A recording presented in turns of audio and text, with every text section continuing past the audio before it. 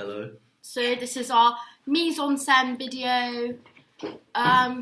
So basically, the meaning of Mise-en-Scene is the arrangement of scenery, for example, location, props, costume, and basically like how like props and stuff can help fit like genre conventions and clear like a narrative within a sequence, and it just like can add more like context to things. In our sequences, we set up an abandoned shed, and we fit conventions to help. I've lost that. It's fine, keep going. We can cut. Wait, just start again. Okay. In our sequences, we set it up as an abandoned shed. We dress Sean in typical clothing of trackies to fit iconography of gang members.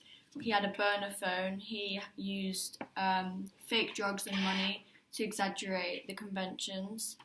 What else did we use? We used fake drugs, money. A big bag. Duffel bag, yeah. And the video. the recorder. Dictaphone. Oh yeah, the dictaphone. And we also had fishing wire, but we didn't end up using we that. didn't use that in the end. So Location.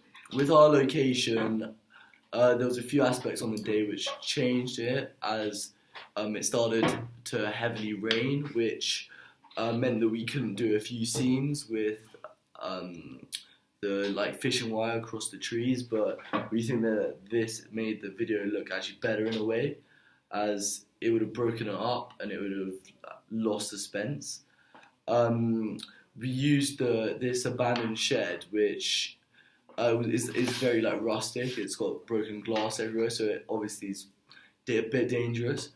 But it did fit this it was perfect for what our video was, because it looked like someone hadn't been there in years, and that's what we wanted.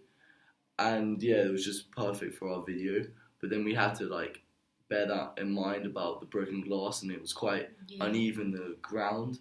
And yeah, we did have another shed which was very close to the one we used, which was a lot more it had been used. It was a lot more modern. It had tools in it, and we were originally like a few days before going to use it there.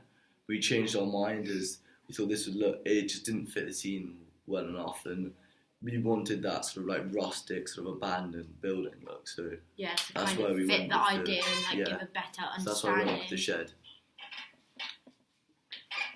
Well, we didn't use any makeup because we thought that Sean was the perfect person to represent who we wanted to represent, being like a scruffy, I don't know, Gang type. members. Yeah.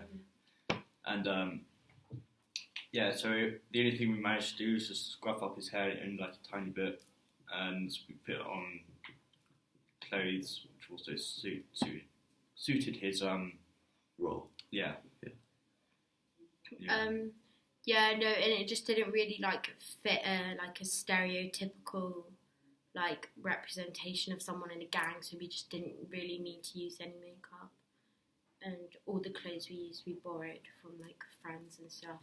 Yeah, and they all fit it almost changed him as a person, as it did suit our our movie role really well. Yeah, different appearance. His appearance looked like completely different. It looked really good, and it changed what he looked like.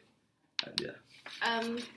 We didn't really use like lighting because we had a lot of like natural lighting. It was really we good. didn't really want it to look forced. We wanted to make the sequence look like it was more of like an occurrence, like it didn't look staged, like it was just like an ongoing thing.